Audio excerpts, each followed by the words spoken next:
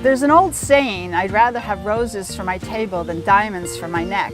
Can a girl have both? Anyway, I'm Carole Trottere, and today on Back to the Garden, we're going to learn all about roses from a real Rosarian, and we'll also find out what that means. So let's go to the Rose Garden at Clark Botanic Garden. There's Town Horticulturist Bonnie Klein and Master Rosarian Kathy Guzzardo. Hey guys! Yes, we are very fortunate to have Cornell Cooperative Extension Master Gardeners.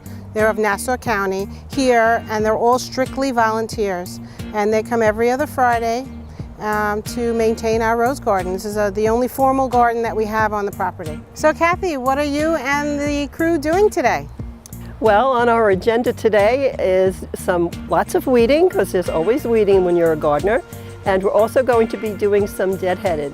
We've just finished the height of the rose bloom here on Long Island, which is normally the second week in June. So we'll be busy. There are lots of weeds and lots of deadheading, so there's enough to keep everybody very busy. This is some deadheading. Go down to an outwardly facing 5-leaf cluster, and you remove the spent blooms, and you'll get new growth coming out of where the 5 leaves are, where you remove the rose, and that will keep the rose blooming. If we left the flowers on, the rose would be trying to make hips. So instead of the energy going into making more flowers, it would go into making hips. So it's still early enough in the season where we should get a lot more roses before the bloom season ends. Well, hold it. Wait a minute, everybody. Let's stop and smell the roses. The rose garden here at Clark is very special because the roses were chosen for their disease resistance and their low maintenance. And in the front here is one of my favorites, Julia Child. It's a Floribunda. It's fragrant and it's very good as far as disease resistance goes. Also, the earth kind roses in this bed.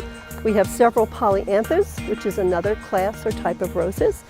Lots of clusters of small flowers, very popular around the turn of the last century. We have some hybrid teas, which typically are grown one to a stem, and those are the roses that most people think of when they think of roses, that big, showy, one flower on a stem, on a long stem. We also have knockout roses, which is the most popular rose on the market now.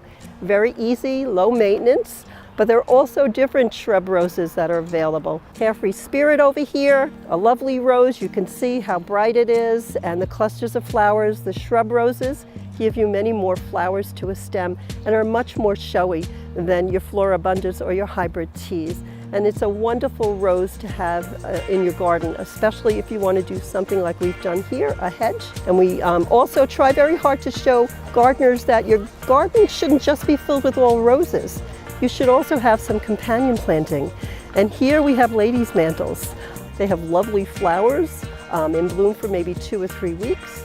We try to show that roses are not just something you put in a bed, but something that you can grow up on a support. So climbing roses also are a great way to go if you have a garden with limited space but lots of sun. So you have some vertical interest in your garden.